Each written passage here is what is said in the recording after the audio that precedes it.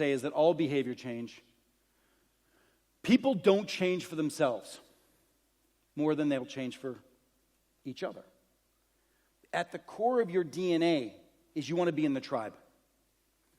And as a result of that, you will change for the tribe because deep down inside, once you have a human connection to another person, it's so rarefied in this day and age. Once you know that somebody has your back, once you know that someone's giving you feedback because they care about you, once you know that you've enlisted and we're going to go take that hill together, right? Once you have that connection to another individual, you'll do anything to stay connected to that individual, and you don't want to let them down.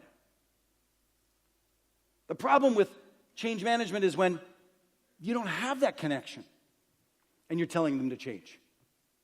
But when you have that connection, deep-seated, just like those drums earlier, deep-seated in us is we don't want to let each other down. We've got each other's backs, and we're going to do it. We're going to go through the tough stuff, and I'm going to hear the truth from you even though I don't want to hear it.